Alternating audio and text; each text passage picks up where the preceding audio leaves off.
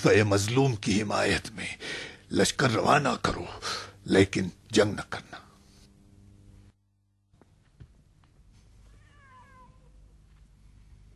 जानता था कि ये गधे का बच्चा खलीफा के कत्ल का सबब बनेगा।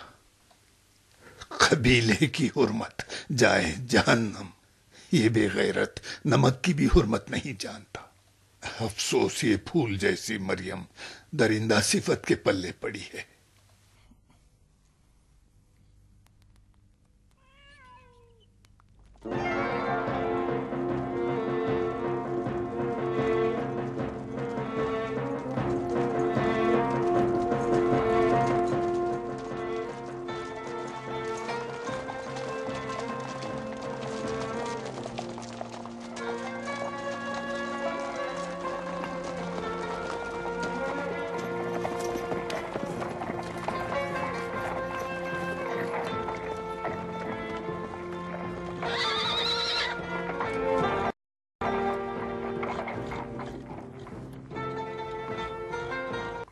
इनसे कहो रास्ता खोल दे।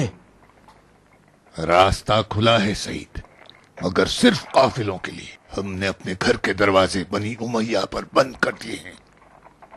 कूफे वाले अबू मूसा अशअरी को अपना रहबर समझते हैं। जाओ, खलीफा तक उनका पैगाम पहुंचा दो। खलीफा ने हमारे साथ मशवरा किया, ऐसी गलतियां देखी जिन्हें हल करना चाहते हैं। जब हाथ से गिरा खुल सकती है तो फिर दांत से क्यों खोलें? हम खलीफा से वही चाहते हैं जो महाजिर अंसार के रुअसा ने लिखा है। यह जान लो कि खलीफा पर पहली तलवार तुम उठाओगे मालिक, और जंग बरादर कुशी का पहला खून जो जमीन पर गिरेगा ता कयामत खुश नहीं होगा। पहला खून? तुम उम्मत मोहम्मद के गले में अबदी लानत का तोक पहनाओगे। पहला खून दीनार का खून था जो कूफे में बहा। मदीने में पसली की हड्डियां तोड़ी गई।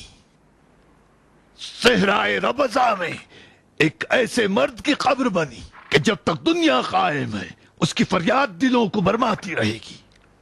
जाओ सईद, फिर कभी कूफा आने का इरादा न करना।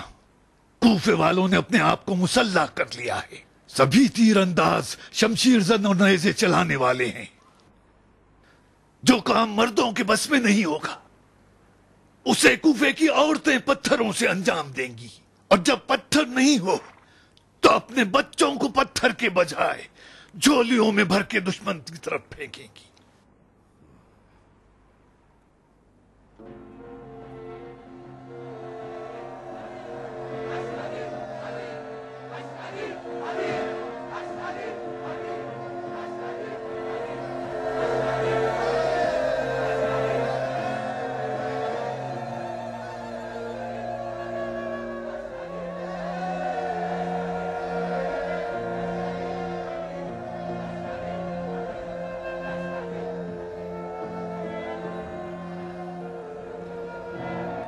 देख रहे हो सईद, जाओ मरवानियों से कह दो अगर जंग का इरादा है तो शाम से कम लश्कर कूफियों के मुकाबले में न भेजें।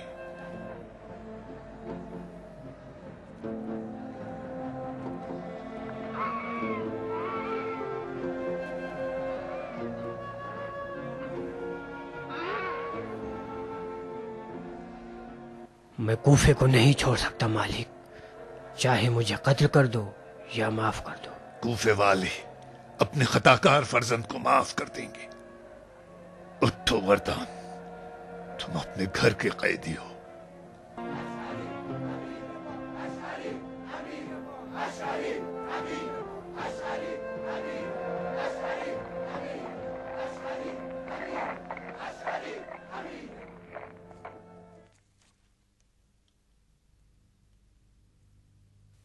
अम्मू जान, कूफे को तबाह न करें। कूफा शरी के हवाले किया तो सारा इराक हाथ से निकल जाएगा।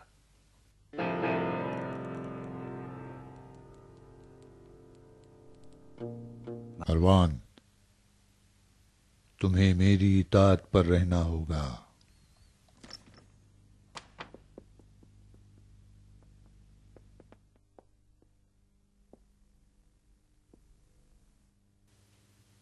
अम्मू जान,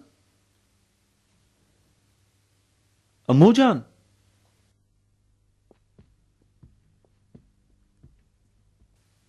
تاغد،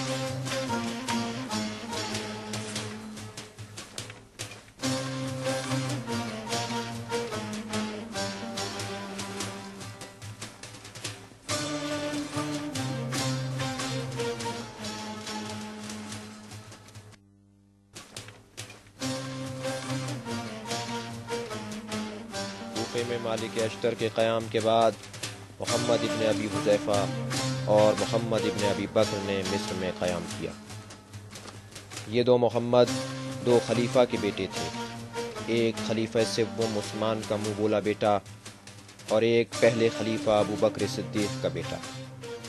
یہ دونوں پریشانیوں کا اصلی سبب مروان ہی کو سمجھتے تھے، لہٰذا انہوں نے عزم کیا کہ ظلم و جور کے چشمے کو خشک کر دیں۔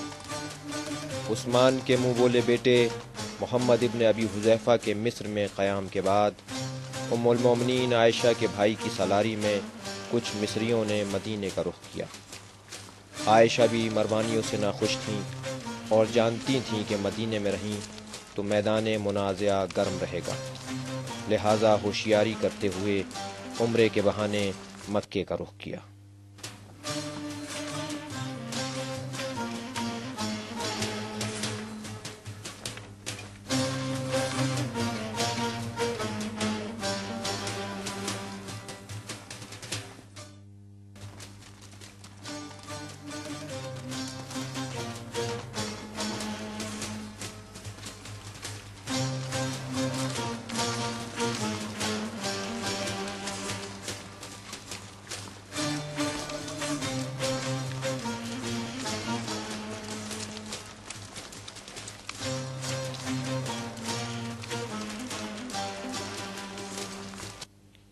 ادھر طلحہ و زبیر جیسے کچھ مہاجر و انصار انقلابیوں کے ساتھ ملحق ہو گئے اور کچھ سعد ابن ابی وقاص کی طرح غیر جانبدار رہے، اور مروان اپنی خام خیالی میں لشکر شام کا انتظار کرتا رہا کہ شاید معاویہ کی مدد آ پہنچے۔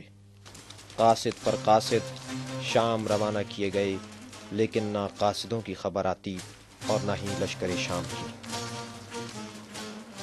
خلیفہ بالکل اکیلے رہ گئے۔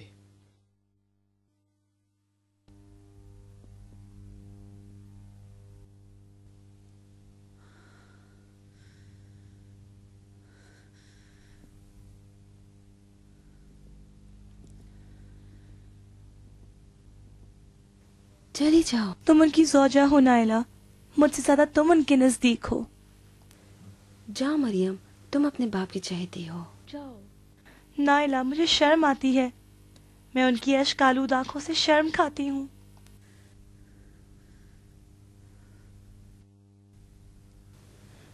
ڈرتی ہو تمہارے شوہر کی وجہ سے تانا دیں؟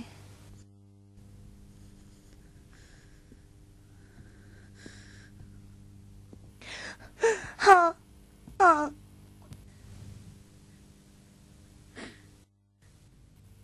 مروان مروان، کاش تو اپنی ماں کے پیٹ میں ہی ہلاک ہو جاتا۔ کاش جب تیری محبت میرے دل میں نہ تھی تو اسی وقت ختم ہو جاتا۔ لشکر شام، کیا خواب ہے، کیا خیال ہے۔